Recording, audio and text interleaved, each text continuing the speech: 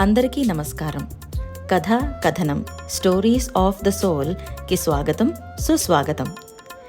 కథ ఒక అద్దం లాంటిది. మనకి లోకాన్ని, లోకం తీరుని పరిచయం చేస్తుంది. ఇవాళ మనం ఒక నక్క డోలు కథ చెప్పుకుందాం. అనగా అనగా అడవిలో ఒక నక్క ఉండేది. అది ఆహారం కోసం వెతుకుతూ ఎంతో దూరం వెళ్ళినా ఆహారం ఎక్కడా దొరకలేదు. ఇలా వెతుకుతూ ఉండగా ఆ నక్కకు ఒక పెద్ద శబ్దం వినపడింది. ఆ శబ్దానికి నక్క ఉలిక్కి పడింది. అమ్మో, ఇదేంటి ఈ శబ్దం అని ఇటు అటు భయంతో చూసింది. అయ్యో, ఇంత పెద్ద శబ్దం చేస్తే అది ఎంత పెద్ద జంతువో అని ఆలోచించింది. కాసేపు ఆగి ఆ జంతువుని చెట్టు చివరి నుంచైనా ఒక్కసారి చూడాలి అని ధైర్యం చేసి ఆ శబ్దం వస్తున్న చోటుకి నెమ్మదిగా వెళ్ళింది. చెట్టు చాటు నుంచి చూడగా అక్కడ ఒక పెద్ద డోలు చెట్టు మొదట్లో ఉంది.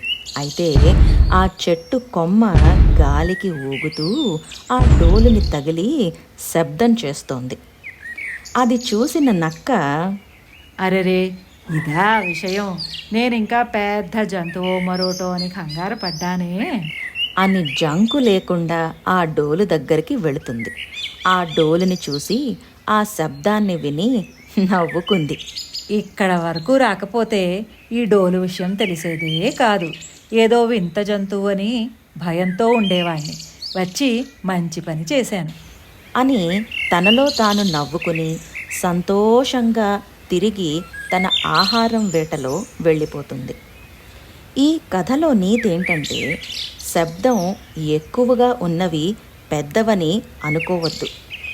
కనిపించే దాన్ని చూసి వెంటనే భయపడకూడదు. నిజం తెలుసుకోవాలి. నిజమే కదా, సాహసం చేయరా డింభక అని అన్నట్టు కాస్త భయాన్ని పక్కన పెడితే నిజం తెలుస్తుంది కదా. సరే మరి, మళ్ళీ ఇంకో కథలో కలుద్దాం. అంతవరకు కథ కంచికి, మనం ఇంటికి. ఈ కథ కనుక మీకు నచ్చినట్టయితే please like, share and subscribe. Signing off.